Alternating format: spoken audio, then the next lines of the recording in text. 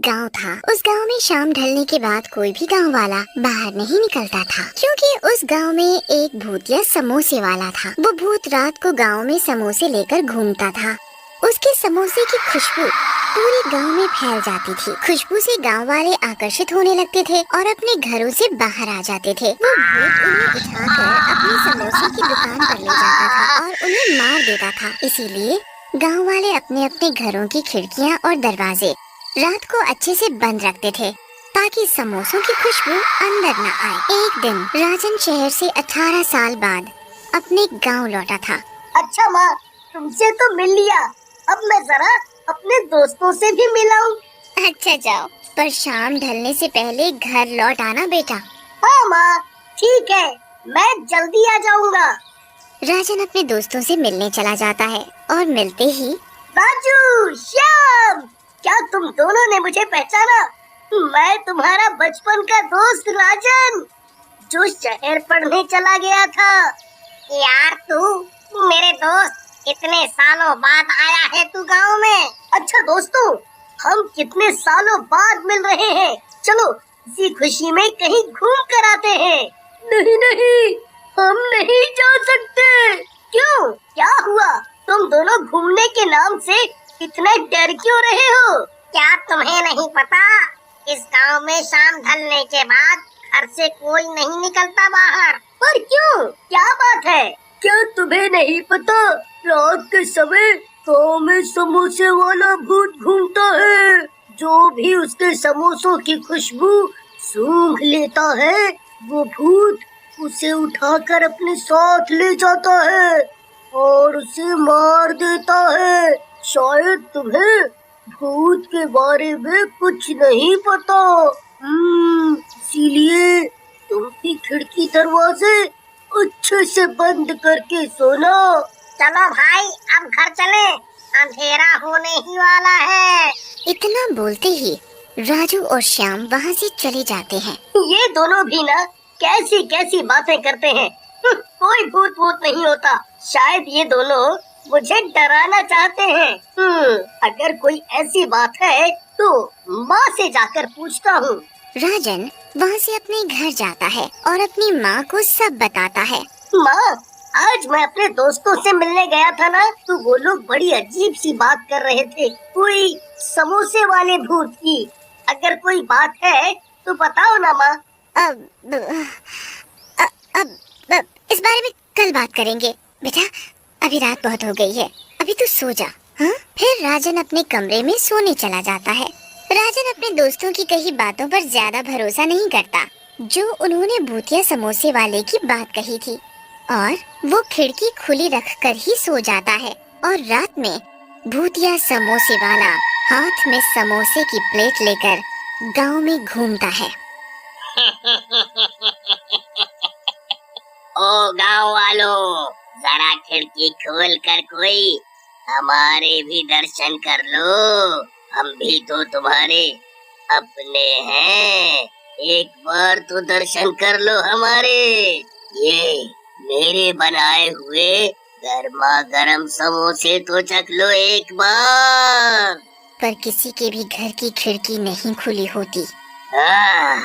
कोई बात नहीं, मैं खुद ही देख लेता हूँ कि आज कौन मरेगा मेरे हाथों से। ऐसा तो हो ही नहीं सकता कि आज मैं खाली हाथ यहाँ से जाऊँ। तभी भूत की नजर राजन की खिड़की की तरफ पड़ती है। फिर समोसों की खुशबू खिड़की से होते हुए कमरे में राजन तक पहुंच जाती है। समोसों की खुशबू पहुंचते ही राजन आकर्षित हो जाता है। क्या खुशबू है? ये खुशबू तो समोसों की है। खुशबू इतनी अच्छी है, खाने में तो और भी स्वाद हो गया, स्वाद। राजन खुशबू के साथ साथ बाहर आने लगता है, और राजन जैसे ही घर से बाहर आता है, वो समोसे वाला भूत उसे पकड़ लेता है और उसे अपनी समोसों की दुकान पर उठाकर ले जाता है। आज का शिकार मिल ही गया। ये सब देखकर राजन डर से थर थर कांपने लगता है और पसीना पसीना हो जाता है। मुझे मुझे मत मारो, मुझे जाने दो। मुझसे बहुत बड़ी गलती हो गई जो मैंने अपने दोस्तों की बात नहीं मानी और खिड़की खोलकर सो गया। मैं तुम्हारा सारा काम कर दूंगा, झाड़ू, पोछा, बर्तन, जो कराना चाहते हो करा लो, पर मुझे जाने दो, मुझे जाने दो। नहीं नहीं, बिल्कुल नहीं, अब कोई फायदा नहीं। जब तक मैं पूरे गांव वालों को अपने हाथों से नहीं मार देता, तब तक मुझे चैन नहीं मिलेगा। राजन भूत के आगे बहुत गिड़गिड़ाता है, पर भूत के आगे उसकी एक नहीं चलती। जैसे ही वो अपने लंबे लंबे नाखून उसके सीने में घोंपने वाला होता है, तभी उस भूत को राजन के गले में पड़ा ताबीज दिख जाता है और भूत ताबीज देखकर चौंक जाता है। ये ताबीज तुम्हारे गले में कैसे आया? ये ताबीज मेरे पिताजी की आखिरी निशानी है। माँ ने बताया था जब मैं बहुत छोटा था, तब मेरे पिताजी ने मुझे ये ताबीज पहनाया था, पर वो अब इस दुनिया में नहीं है। ये बात सुनते ही भूत की आंखों में आंसू आ जाते हैं। ये ताबीज मेरा है और मैं तुम्हारा पिता हूँ। मैं कुछ समझा नहीं। राजन को कुछ भी समझ नहीं आता। तब भूत पूरी बात बताता है कि कैसे वो भूत बना। बेटा, आज से बहुत साल पहले गांव में मेरी समोसे की दुकान हुआ करती थी। मेरे समोसों के चर्चे दूर दूर तक फैले हुए थे। एक दिन सरपंच के बेटे ने भी समोसों की दुकान मेरी दुकान के बिल्कुल सामने खोल ली, पर उसके बनाए समोसे स्वादिष्ट नहीं थे और बासी भी बहुत थे। इस वजह से सभी उसके बनाए समोसे नहीं खरीदते थे। मेरे बनाए समोसे ताजा और स्वादिष्ट होते थे और उसकी खुशबू से ही लोग अपने आप मेरी दुकान पर खींचे चले आते थे और कई समोसे खा जाते थे और तो और अपने घर के लिए भी रखवा कर ले जाते थे। इस वजह से सरपंच का लड़का मुझसे बहुत चिढ़ता था। एक दिन उसने मुझे रास्ते से हटाने की योजना बनाई और चुपचाप मेरी दुकान में आग लगा दी और दुकान के साथ मुझे भी जलाकर मार दिया और मैं भूत बन गया। तब जब तक मैं उसे मार नहीं देता, मेरी आत्मा को शांति नहीं मिलेगी। पिताजी, अगर आपकी मौत सरपंच के बेटे की वजह से हुई है, तो आप गांव वालों को क्यों मार रहे हो? बेटा, जब मेरी दुकान में आग लगी थी, तब किसी ने भी मेरी मदद नहीं की। सभी खड़े खड़े देख रहे थे बस। इसलिए मैं इन सबको मार दूंगा, पर मैं अभी तक सरपंच के बेटे को मारकर अपना बदला नहीं ले पाया, क्योंकि वो अपने घर को हमेशा बंद रखता है, कभी भी बाहर नहीं आता। पिताजी, मैं इसमें आपकी मदद कर सकता हूँ, पर आप मुझसे वादा करो कि आप गांव वालों को नहीं मारेंगे।